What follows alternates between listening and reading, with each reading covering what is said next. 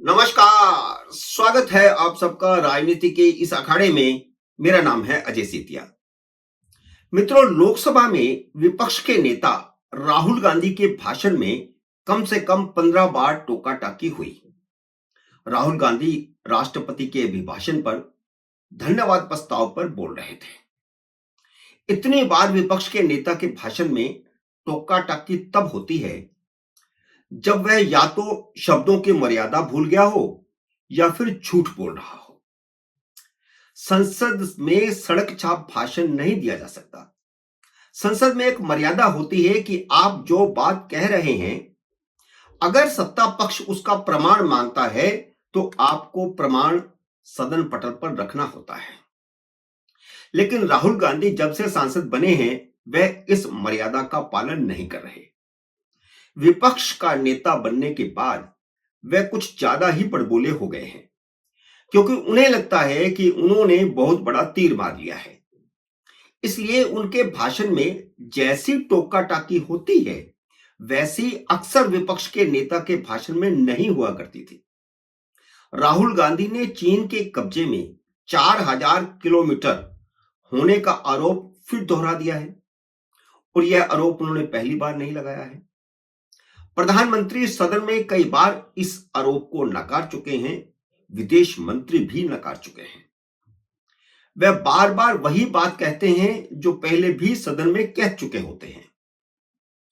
लेकिन इस बार उन्होंने कहा कि प्रधानमंत्री के खंडन के बावजूद सेनाध्यक्ष ने चीन के कब्जे की बात कबूल की है।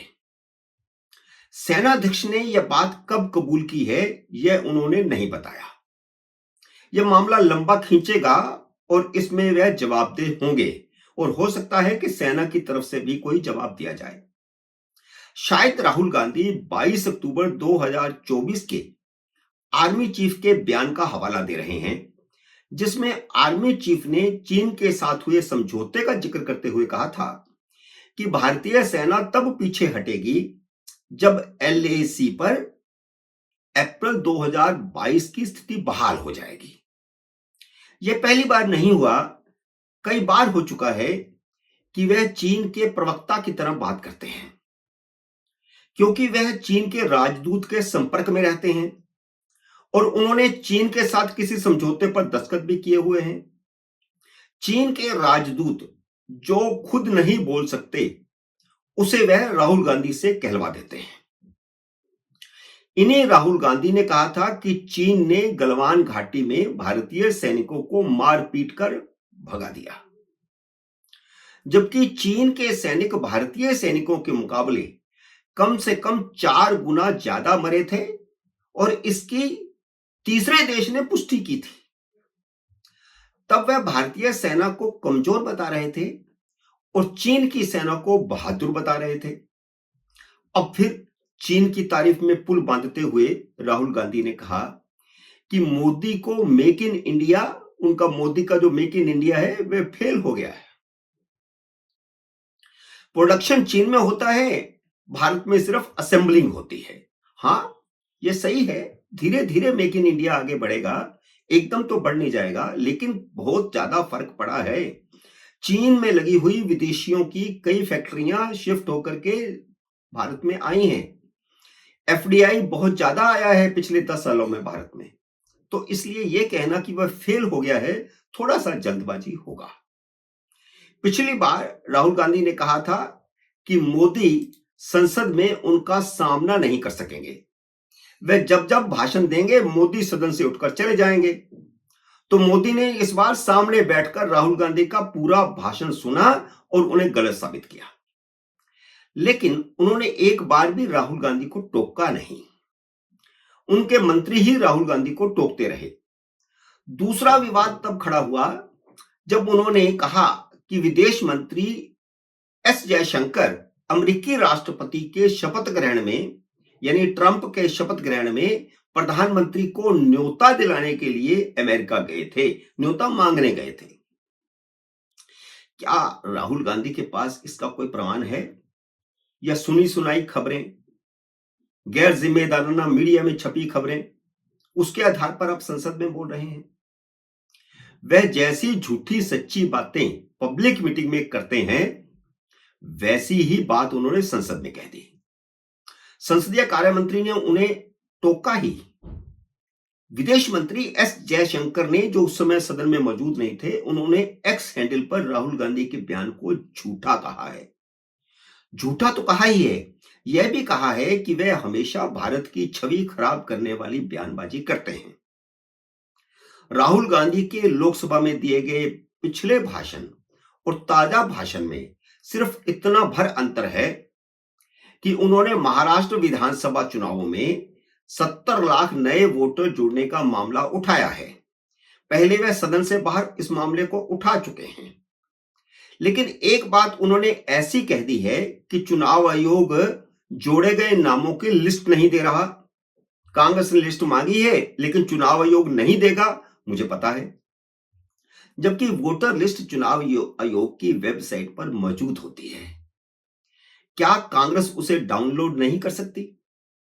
वह चुनाव आयोग पर हमला करना चाहते थे, इसलिए यह बेतुकी और बच्चों वाली बात कही। लेकिन आजकल तो बच्चे भी इतने होशियार हैं कि डाउनलोड करके लिस्ट हाथ में थमा दें।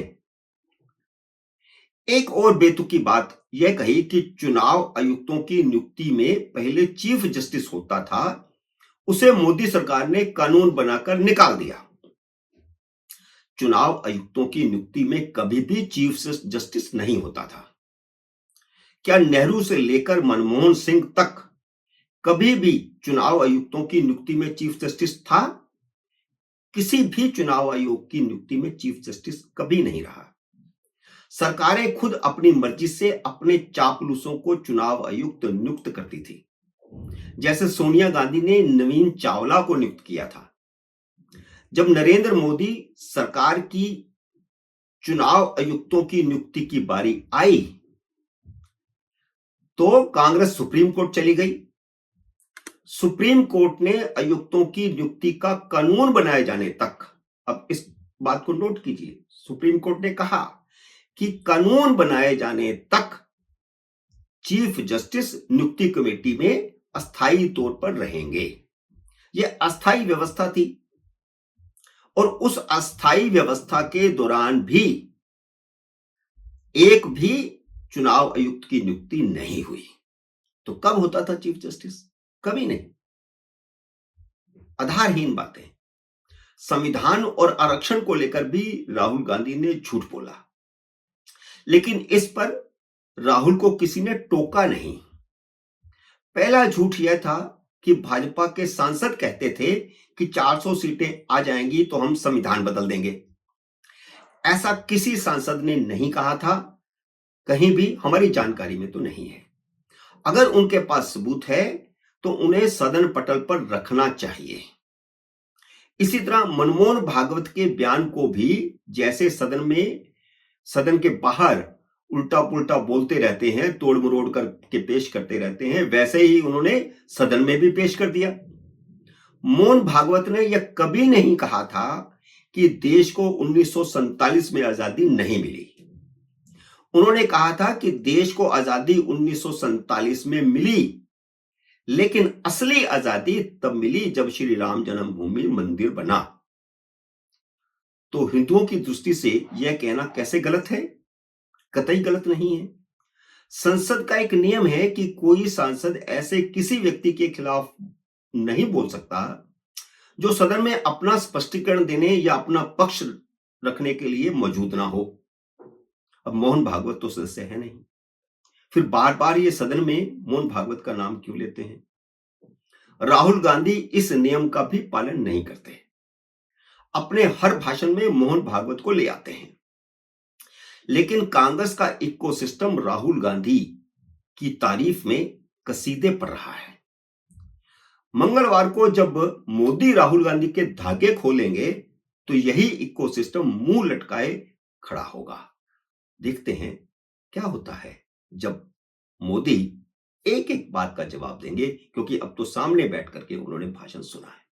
मित्रों, उम्मीद है मेरा ये वीडियो आपको पसंद आया होगा। इसे लाइक और शेयर कीजिए। अगर आपने मेरे YouTube चैनल को अब तक सब्सक्राइब नहीं किया तो कृपया सब्सक्राइब करके अपना आशीर्वाद दीजिए।